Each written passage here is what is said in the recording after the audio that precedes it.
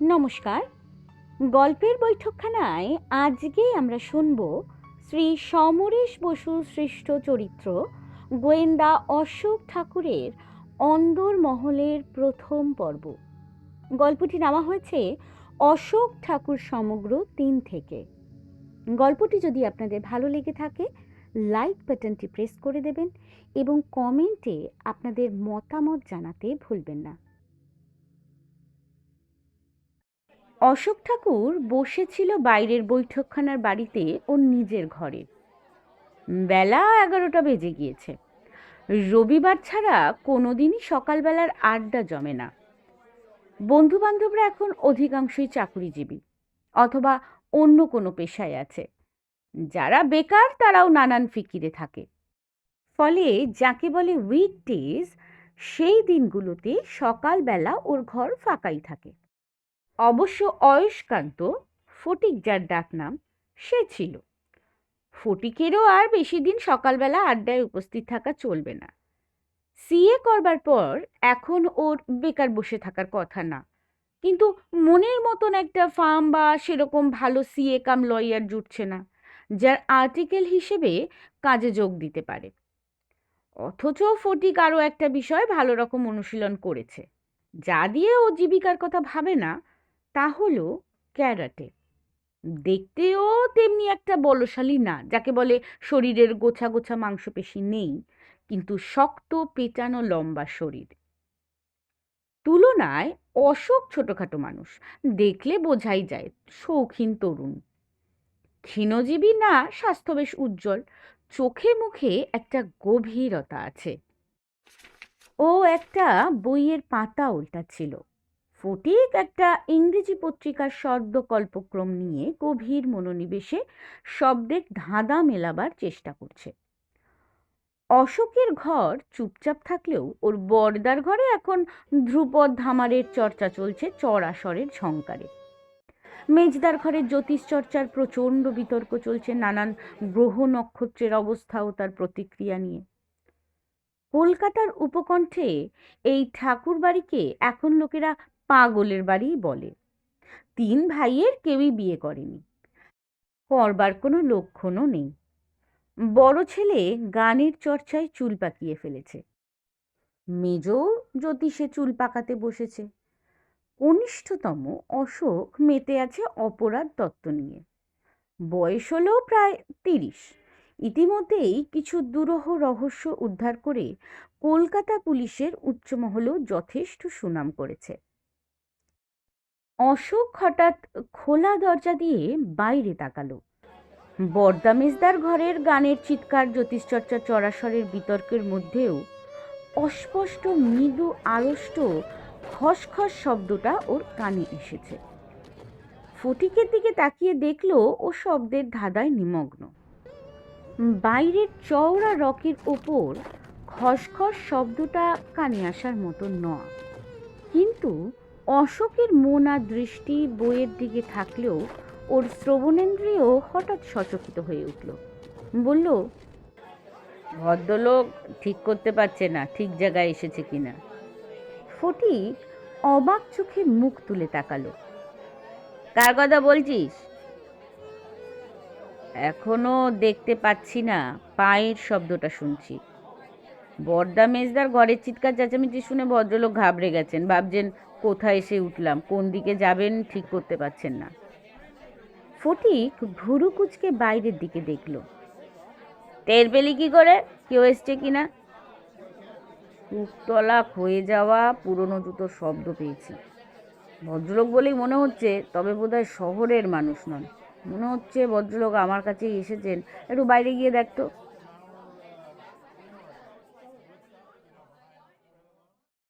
ফটিকের চোখে সংশয়, তবু উঠে বাইরে গেল। দেখল সত্যিই এক ভদ্রলোক রকের উপরে এসে দাঁড়িয়ে আছেন। গায়ে ধুতি পাঞ্জাবি, জুতো জোড়া সত্যিই পুরনো, হাতে একটি ছাতা, বয়স অনুমান ৬০-এর কাছাকাছি। চোখে মুখে সংশয় ও বিভ্রান্তি। তাকিয়ে দেখছেন সব ঘরের দিকেই, কিছুই যেন স্থির করতে পারছেন না। ফটিক এগিয়ে এসে জিজ্ঞেস করলো, কাকে খুঁজছেন? ভদ্রলোক ফটিককে দেখে তেমন আমল দেওয়ার চেষ্টা করলেন না। বললেন, খুঁজছি তো অশোক ঠাকুরকে, কিন্তু মনে হচ্ছে ভুল বাড়িতে এসে পড়েছি।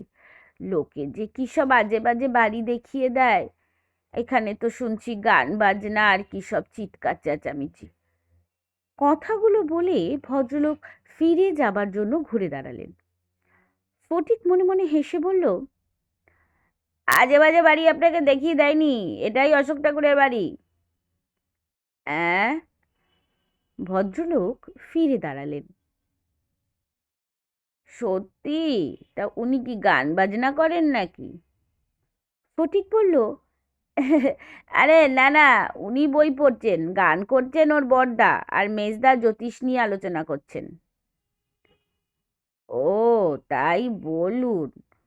ভদ্রলোক যেন হাঁপ ছেড়ে বাঁচলেন। আমি ভাবলাম কোথায় এসে উঠলাম। তা অশোকবাবু কি বাড়িতে আছেন? ফটিক বলল, উনি ওই ঘরে বসে বই পড়ছেন, আসুন না। আর আপনি? ভদ্রলোকের মনে তখনও সংশয়। ফটিক বলল, আমি অশোকবাবুর বন্ধু। আশ্চর্য! আর আমি ওই মন্দিরের পাশে ওই ঘরটাকে ভাবছিলাম খালি ঘর। ভদ্রলোক কোঁচা তুলে মুখ ও ঘাড়ের ঘাম মুছলেন। ফটিকের পিছনে পিছনে এগিয়ে গেলেন। ফটিক বলল না যে অশোক আগেই ভদ্রলোকের আশাটা টের পেয়েছে। ভদ্রলোক অশোকের ঘরের সামনে এসে দাঁড়ালেন। মাদুরের ওপর শতরঞ্চি পাতা, গোটা কয়েক তাকিয়া এদিকে ওদিকে ছড়ানো, আর কয়েকটা ছাইদানি, কিছু বইপত্র ম্যাগাজিন এলোমেলো এখানে সেখানে। অশোক তাকিয়ায় হেলান দিয়ে পা ছড়িয়ে বই পড়ছিল। সোজা হয়ে বসে কপালে দুই হাত ছুঁয়ে ডাকল, আসুন আসুন।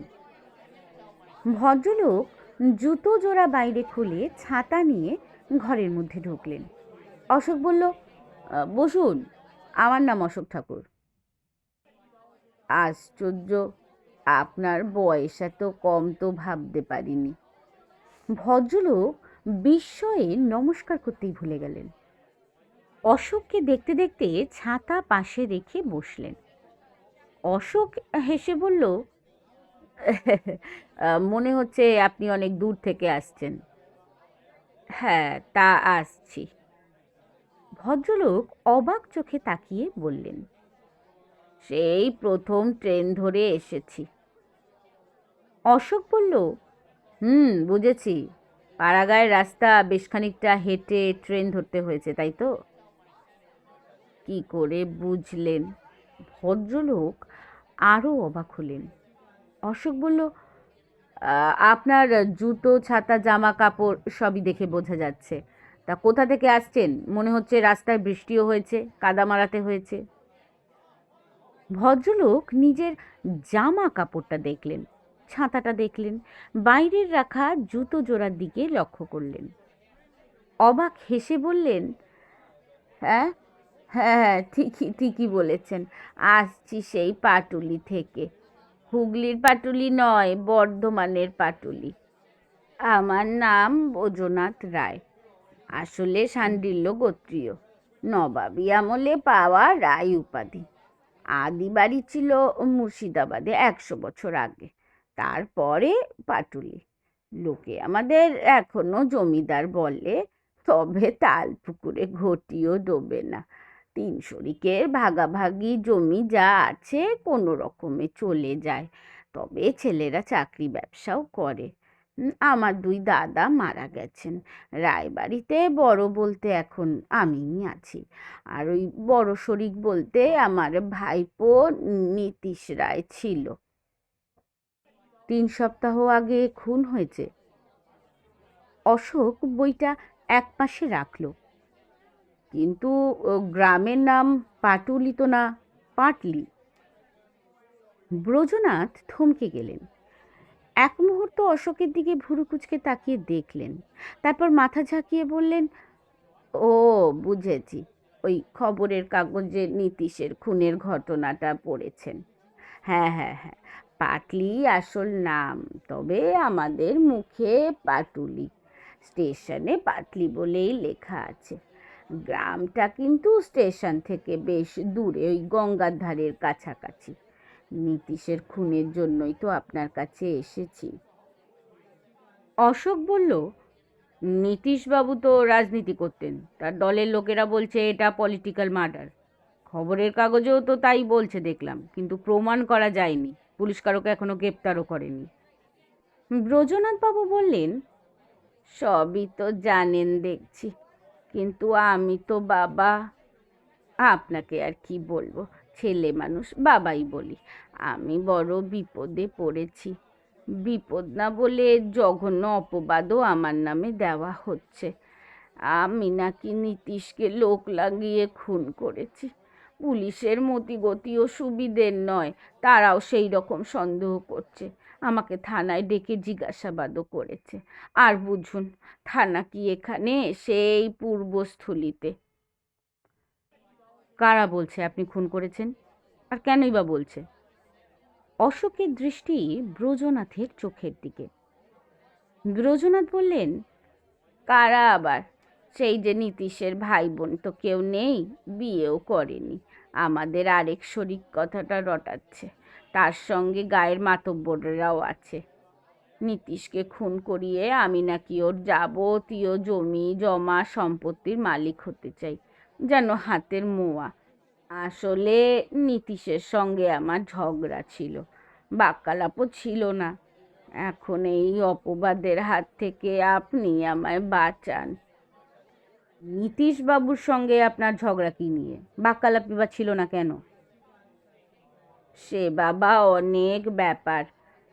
প্রথম কথা, তার রাজনীতি করা আমার মোটেই পছন্দ ছিল না। জমি জমা ধান চাল নিয়ে তার পার্টিবাজি আর দান ধ্যান আমার সহ্য হতো না। এমনকি নীতিশ আমার জমির ধান পর্যন্ত নিজের দলের লোকেদেরকে দিয়ে কাটিয়ে নিয়েছে। কিন্তু আমি তো রাজনীতি করি নে, আমার জমিতে তোর হাত দেবার কি কারণ? তাছাড়া বন্দুক। বন্দুক? অশোক ঠাকুর ভুরু কুঁচকে তাকালো। ব্রজনাথ বললেন, হ্যাঁ, বন্দুক একটা আছে, সেটা নীতিশের কাছেই থাকতো। আমি জানতাম ও বাজে লোকেদের মাঝে মাঝে বন্দুক টুন্দুক ভাড়া দিত। কেউ জানতে পারতো না, তা নিয়ে ওর সঙ্গে আমার ঝগড়া হয়েছিল। বন্দুকটা যাদের ভাড়া দিত তারা কেউই ভালো লোক ছিল না। নেহাতি ডাকাতি করার জন্যই বন্দুক ভাড়া দেওয়া হতো। তার মানে নীতিশবাবু রাজনীতি করতেন, অথচ বন্দুক ভাড়া দিতেন ডাকাতদের? তা বলতেই হবে। রাজনীতি যারা করে তারা কি ডাকাতি করে না?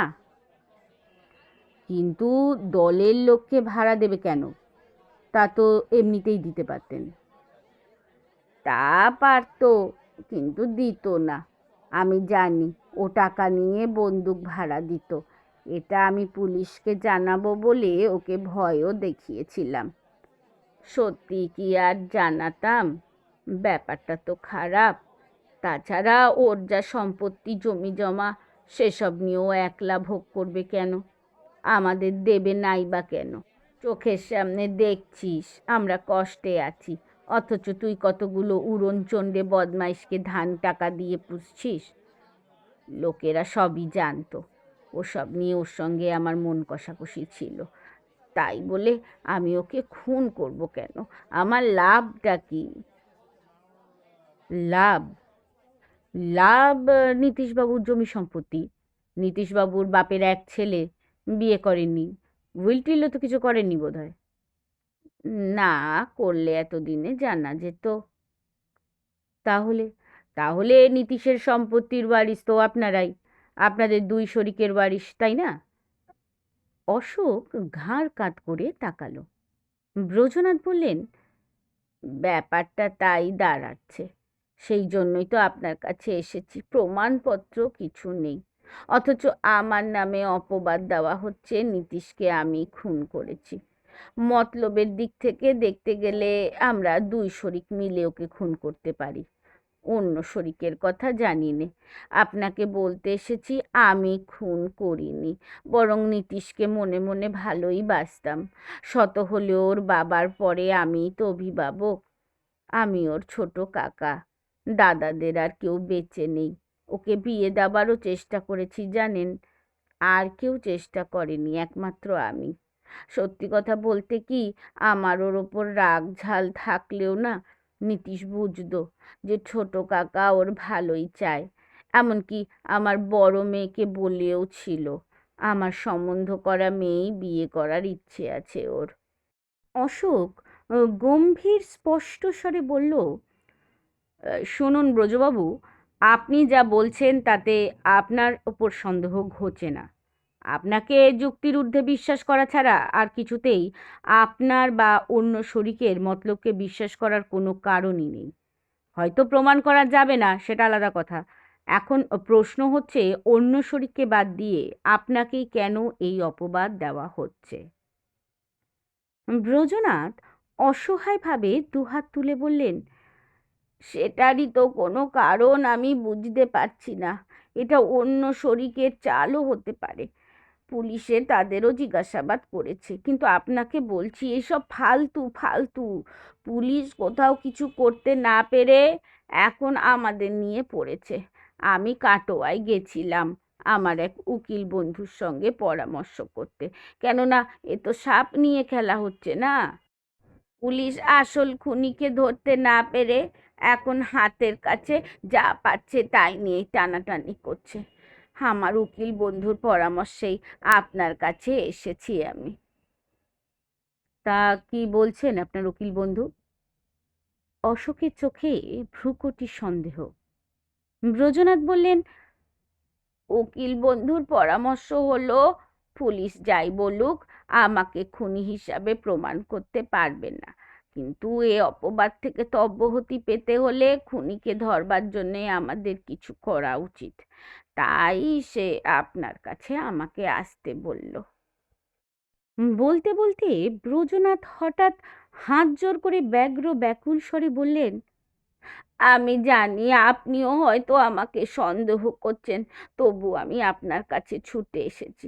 দেখুন বাবা, এতকাল মান সম্মান নিয়ে বেঁচে আছি, লোকের মুখে মন্দ অপবাদ কখনো শুনিনি। বংশের গৌরব বলে তো একটা কথা আছে নাকি? জমি বাড়ি বেচে হোক, যেভাবেই হোক আপনার টাকা আমি জোগাবো। আপনি বাবা এ খুনের একটা কিনারা করুন। শুনেছি বাঘে চুলে 18 ঘা, আর আপনিও সেই রকমই। আপনি এই খুনের তদন্তের ভার নিন। আমাকে যদি খুনি হিসাবে প্রমাণ করেন তাতেও আমার আপত্তি নেই, ফাঁসি যাব। তবু আসল রহস্য ফাঁস হোক। ভাইপো খুনের দায়ে অপবাদ থেকে আমাকে রেহাই দিন, না হয় শাস্তি দিন। অশোক ব্রজনাথের দিকে চোখ ফিরিয়ে ফটিকের দিকে তাকালো। ফটিক তাকিয়েছিল ওর দিকেই। ফটিক অবাক হয়েছে, অথচ ওর চোখেও সন্দেহ। অশোক খোলা দরজা দিয়ে বাইরে তাকালো। গম্ভীর মুখ, চোখে অন্যমনস্কতা। ঘরের মধ্যে একটা নিস্তব্ধতা। অন্য ঘরে গান আর জ্যোতিষচর্চায় ভাটা পড়েছে। অশোক মুখ ফিরিয়ে ব্রজনাথের দিকে তাকালো।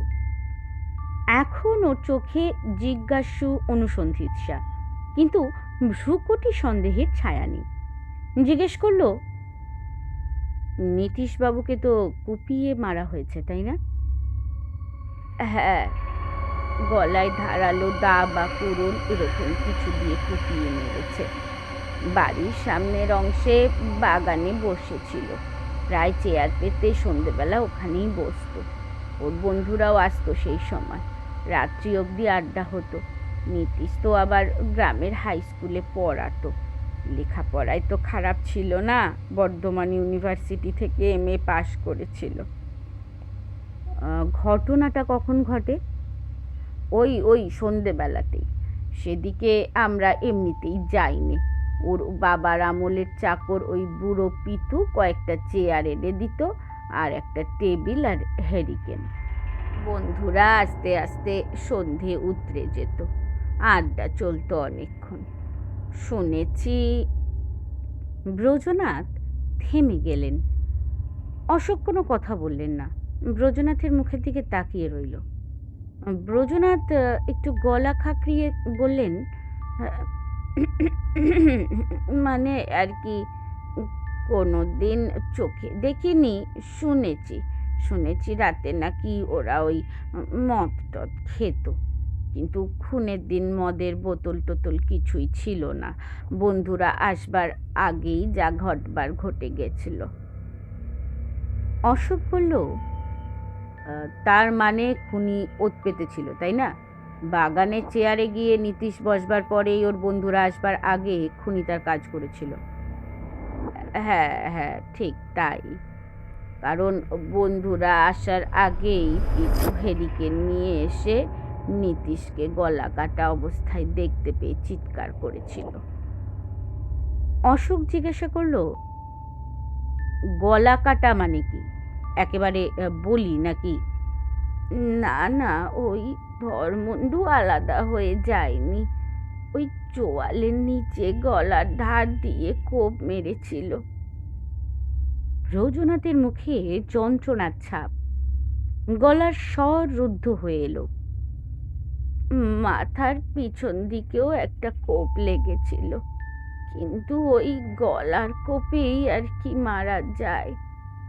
নীতিশ চেয়ারেই বসেছিল, উঠতে পারেনি, পড়েও যায়নি। পিতুই তাহলে প্রথম দেখেছিল। পুলিশ কখন আসে? পুলিশ খবর পেয়ে আস্তে আস্তে পরের দিন ভোরবেলা। আর নীতিশ তখনও সেইভাবেই পড়েছিল? হ্যাঁ, কেউ ছোঁয়নি, তবে সারা রাত লোকজন ভিড় করেছিল। আর যারাও সেই সন্ধেবেলায় আসতো তারা এসেছিল? হ্যাঁ, সকলেই এসেছিল। তারাই তো থানায় গিয়ে খবর দেয়। তাদের ধারণা নীতিশকে ওদের বিরোধী রাজনৈতিক দলের লোকেরা মেরেছে, তা নিয়ে পোস্টারও করেছে। তা পুলিশ কি বলছে? তারা তদন্ত করেই চলেছে। ব্রজনাথ অসহায়ভাবে হাত তুলে বললেন, কিন্তু কোনো কুলকিনারাই আর করতে পারছে না। কাউকে অ্যারেস্টও করেনি। নীতিশের অ্যান্টি পার্টি লোকেদের অনেককে জিজ্ঞাসাবাদ করেছে, থানায় ডেকে নিয়ে গিয়ে কয়েকজনকে কয়েকদিন আটকেও রেখেছে, কিন্তু কেস দিতে পারেনি। এখন আমাদের নিয়ে পড়েছে। কি বিপদ বলুন তো। বিশেষ করে আমাকেই তাদের সন্দেহ বেশি করে, কারণ নীতিশের সঙ্গে আমার মন কষাকষি ছিল, বাক্যালাপ ছিল না। আর ও মরলে আমার লাভ কি বলবো বলুন। অশোক আবার কিছুক্ষণ চুপ করে থেকে জিজ্ঞাসা করল, আপনার কাকে সন্দেহ হয়? ব্রজনাথ একটুও না ভেবে বললেন, আমি নীতিশের দলের লোকেদেরও বিশ্বাস করি না। তাদের মধ্যে কার মনে কি ছিল কে বলতে পারে বলুন।